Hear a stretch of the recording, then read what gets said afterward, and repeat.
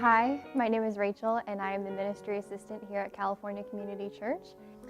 I first came to California Community on Christmas Eve of 2014. A coworker of mine had called me one night and we were working late and she said, "Hey, I'm going to church. Do you want to come with me?"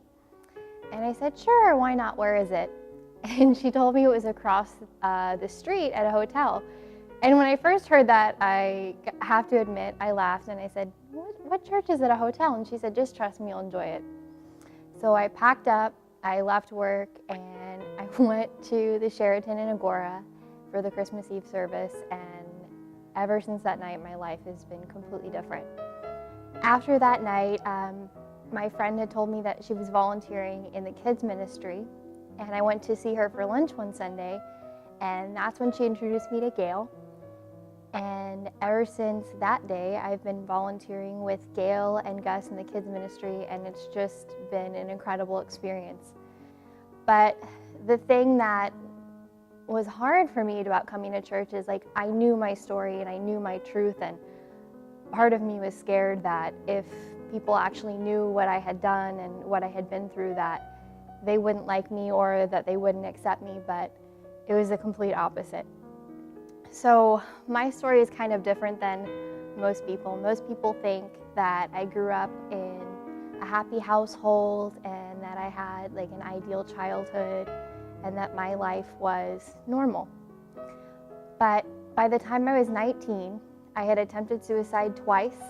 I was abusing prescription drugs. I had battled a 7-year-long addiction with cutting, and I ran away. I know it's a lot for me even to say, but I'm really grateful for the journey, and I'm grateful for everything I had learned. I was talking to my beautiful niece Mackenzie, who's 18, and it sounds funny to say niece because sometimes she's more mature than me, and I swear that she's taller than me even though she says she's not. We were sitting in the car, we were driving to my dad's, and she was just talking about her life and her views on things and her view on religion. And I remember telling her, I go to church every Sunday and it's been an amazing experience, and I get to see the kids and we just have fun, and sometimes I roll around on the floor and pretend I'm 5 because sometimes you have to do that. And at that time, I really know that I hadn't sold her on the idea of going, but she was still so sweet and so accepting and listened to me. And one day I was driving down the street, just running errands on a Saturday, and I got a call from her out of the blue, and she goes, "Hey, can I come to church with you on Sunday?" And I remember getting that call and just sitting there going, did something happen? Or is something wrong? And why is she calling?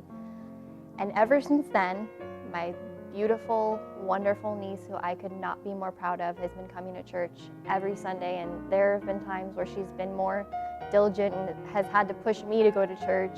And seeing her with the kids and just seeing the way they look at her and how much she's changed also is just a testament of what this place can do and what Pastor Brad's message has done in my life and her life and my family, and how it's just changed everybody.